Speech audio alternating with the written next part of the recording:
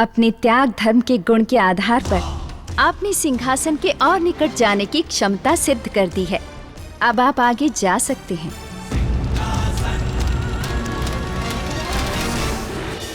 किंतु याद रहे,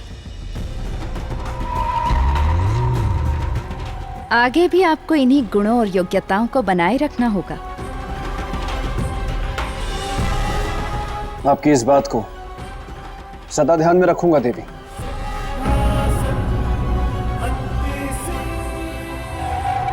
क्षमा देवी क्षमा, कृपा करके मुझे सामान्य करती जाइए। देवी, मैं सम्राट विक्रमादित्य का मित्र हूँ, मेरे साथ ऐसा मत कीजिए। ये चूहा बन के कब तक रहूंगा?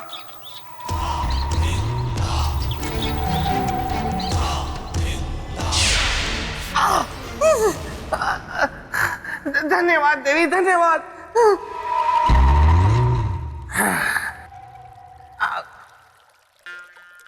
राजन, आप फिर से भ्रमजाल में फंसे।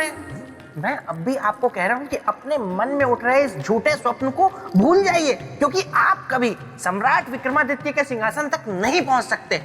अरे देखिए, शुरू में परीक्षाएं सरल होती हैं, कोई बालक भी उत्तीर्ण कर सकता है, लेकिन जैसे जैसे आप सिंहासन के निकट पहुंचते जाएंगे, परीक्षाएं और कठिन होती जाएंगी और जटिल होती जाएंगी, फिर आप उनका हल नहीं निकाल सकते। इसलिए अभी भी कहता हूँ राजन, मेरे साथ वापस निकल चलिए। आइए चलिए। चलिए।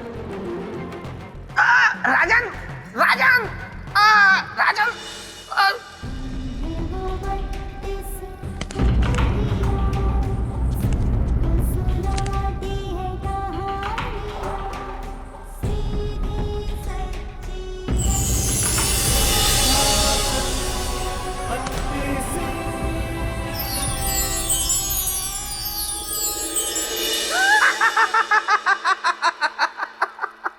देखा, मैंने कहा था, लेकिन आपने मेरी बात नहीं मानी।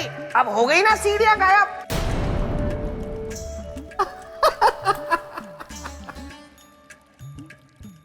बेताल, मैं जानता हूं ये एक साधारण सिंहासन नहीं है। तुम्हारे मित्र चक्रवर्ती सम्राट विक्रमादित्य का असाधारण सिंहासन है। वही तो।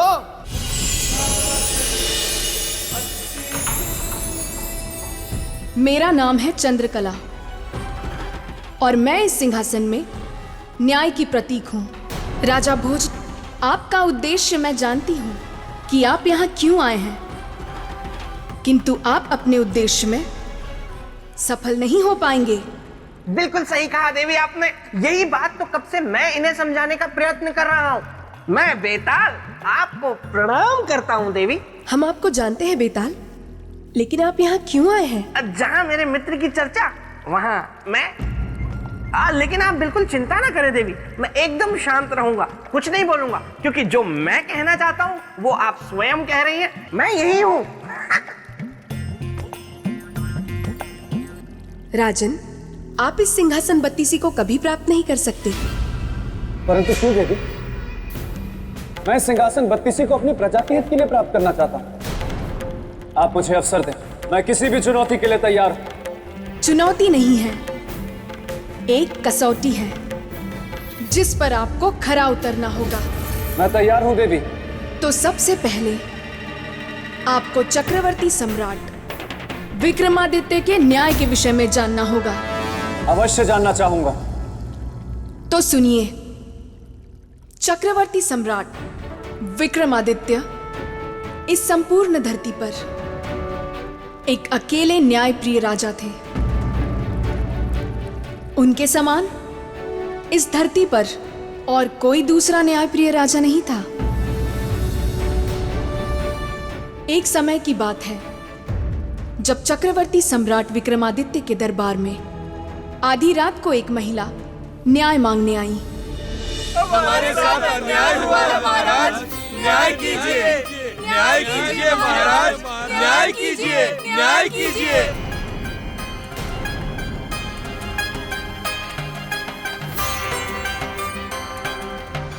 बताइए देवी, क्या अन्याय हुआ है आपके साथ? सम्राट, मेरे पति की हत्या की गई है।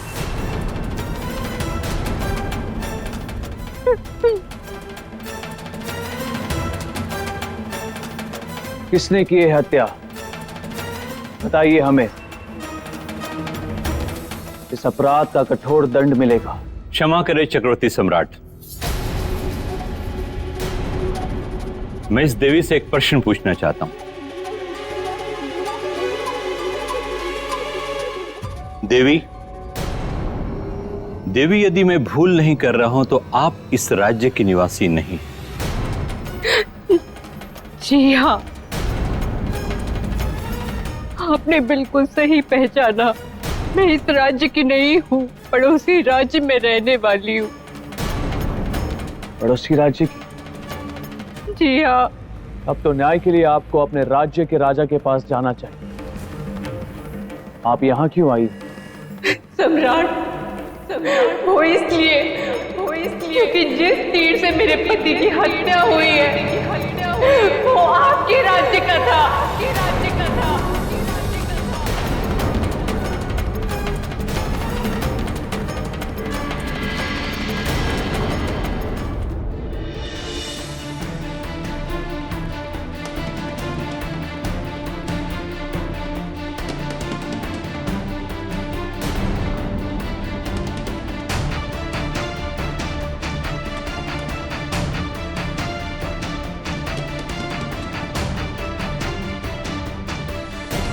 हमारे राज्य का तीर?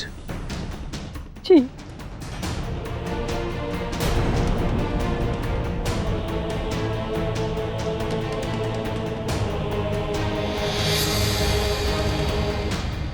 ये वही तीर है सम्राट, जिससे मेरे पति की हत्या हुई है।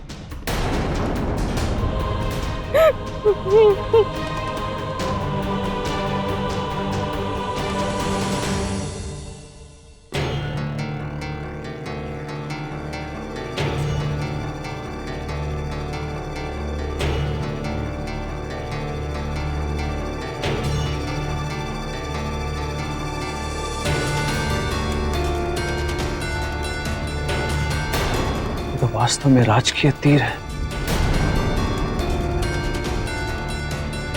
इसे रखने का अधिकार केवल उच्च अधिकारी एवं मंत्रीगण को है। इसने किया होगा इस तीर का प्रयोग।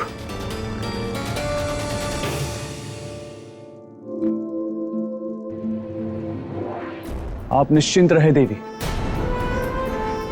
आपके पति के हत्यारे को अवश्य दंड मिलेगा। न्याय के मंदिर से आप खाली आंचल नहीं जाएंगी।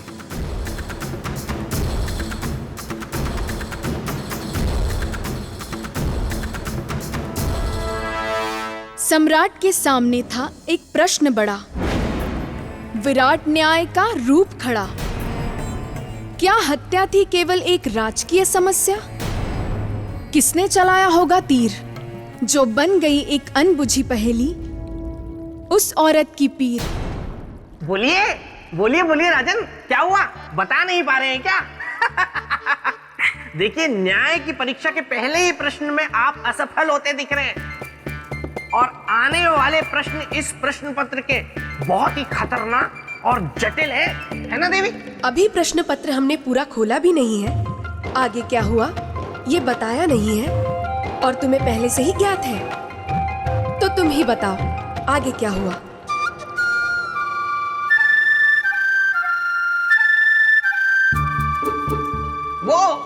वो देवी, मैं तो केवल अनुमान लगा रहा था कि जब पहला ही प्रश्न इतना सर घुमा देने वाला है तो आगे आने वाले और प्रश्न कितने जटिल होंगे।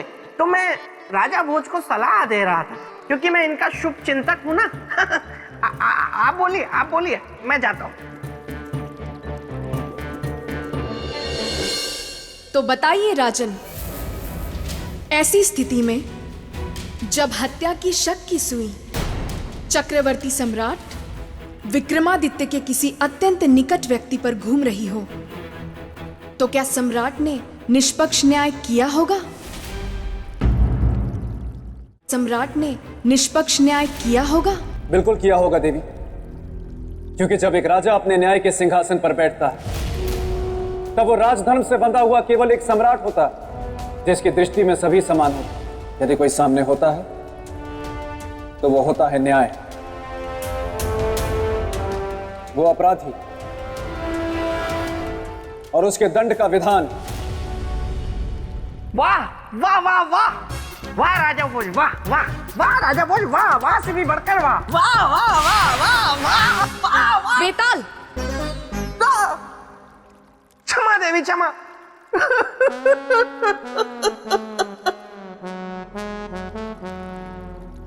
देवी, ये जानकर कि वो तीर राजकीय है और सम्राट के किसी निकट व्यक्ति ने चलाया है, तो सम्राट ने क्या किया? राजन, सम्राट विक्रमादित्य ने अपने मंत्रियों की एक सभा बुलाई। तो आप सबका कहना है कि आप में से ये तीर किसी का भी नहीं है? नहीं सम्राट। ठीक, फिर सत्य का पता वो लुहार ही बताएगा जिसने ये तीर बनाया है। परंतु याद रहे, सत्य सामने आ जाने के बाद दंड दुगना और कठोर होगा। एक हत्या के अपराध का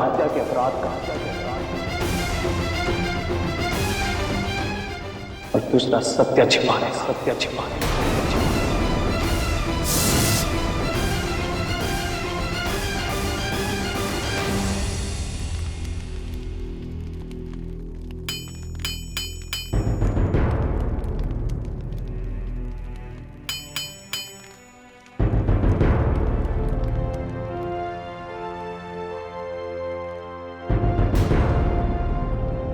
सम्राट की जय हो। सम्राट, आप यहाँ कारखाने में मुझे आदेश करके बुलवा लिया होता, आपने क्यों कष्ट किया? नीति कहती है कि प्यासे को ही कुएं के पास जाना चाहिए, सो हम आ गए। क्षमा कीजिएगा महाराज, मैं कुछ समझा नहीं। आप सब समझ जाएंगे।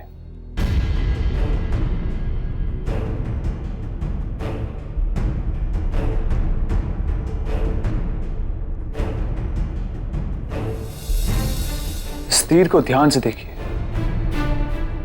और बताइए कि ये तीर आपसे किसने बनवाया है? सम्राट है तो लोहार, हमारे लिए एक तीर ऐसा बनाए जिसका निशाना कभी चूके ना और जिसको लगे उसका जीवन ले ले। जी महारानी।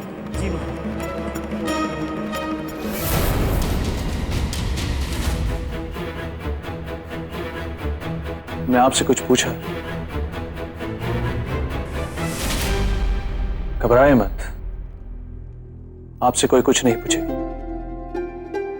आप केवल हमें बताइए। मुझे अच्छी तरह से याद है महाराज, ये तीर मैंने महारानी जी के कहने पे बनाया था। महारानी जी जब शस्त्राभ्यास के लिए गुरुजी के पास जाती थी, उस समय मैंने ये तीर उन्हें बना कर दिया था। देखा, न्याय की जैसी परीक्षा मेरे मित्र विक्रम के सामने आई, वैसी परीक्षा किसी के सामने ना आए।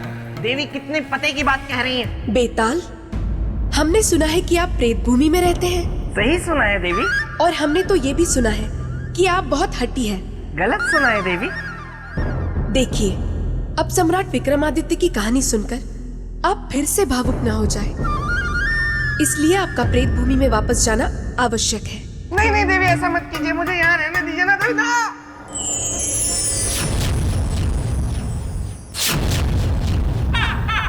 वाह कुंडल, लगता है परीक्षा मेरे ही सामने आने वाली है।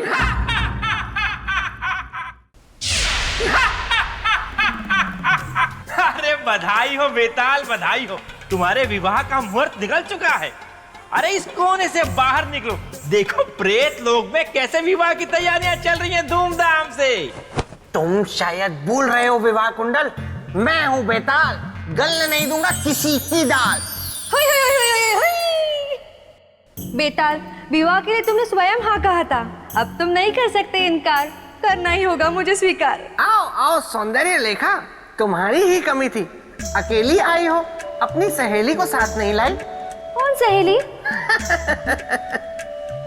आकाशवाणी, जिसने तुम्हारे कहने पे झूठी आकाशवाणी की थी और विवाह कुंडल के साथ मिलकर मुझसे धोखे से विवाह के लिए हाँ करवाई, और धोखे से कराई गई हाँ हाँ नहीं होती। अब और वो मेरे भाई शक्ति सुरमा जो बना देते हैं सबका जुर्मा, उनके सामने भी तो तुमने हामी भरी थी, विवाह के लिए हाँ करी थी।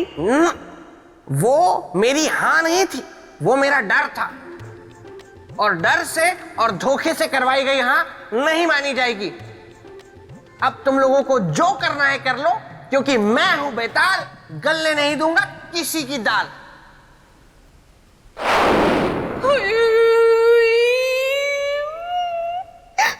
चिंता मत करो बेताली, मेरा नाम भी विवाह कुंडल है। मेरे दिमाग में एक युक्ति है, कान यहां लाओ।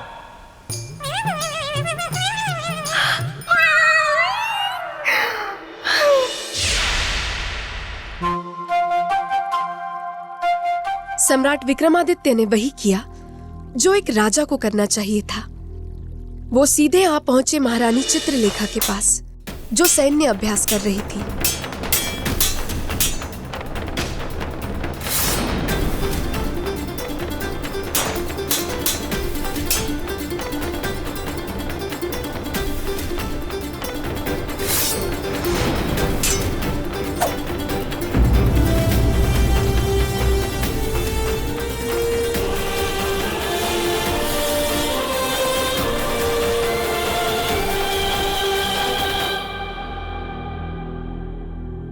पुत्री, तलवार विद्या के साथ ही आज तुमने शस्त्र अभ्यास की सारी परीक्षा पूर्ण कर ली।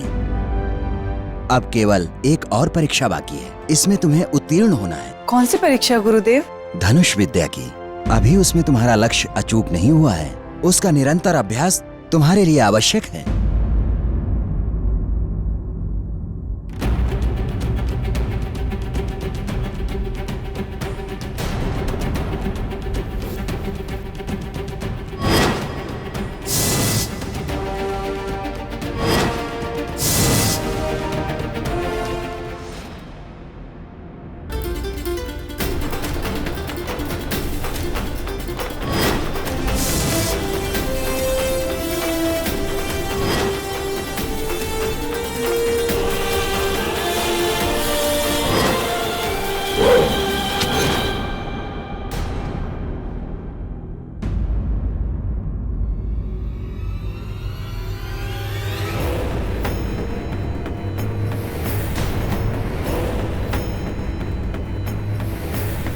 सम्राट, आप यहाँ पर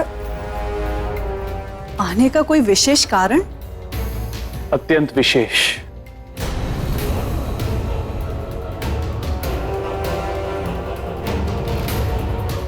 प्रणाम गुरुदेव।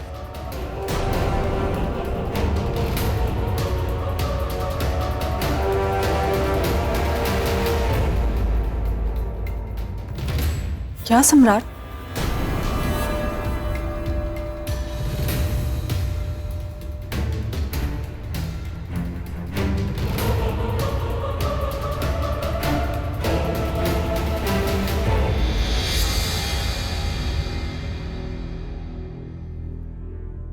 इस तीर को पहचानती है आप?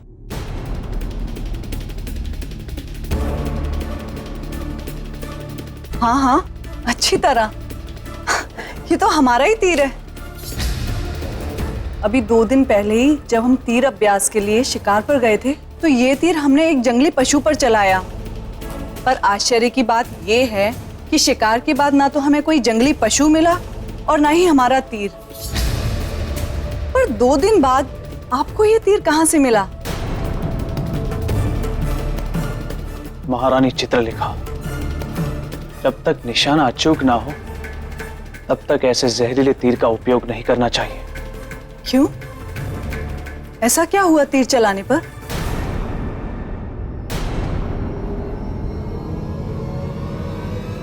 बंदी बना लिया जाए इन्हें।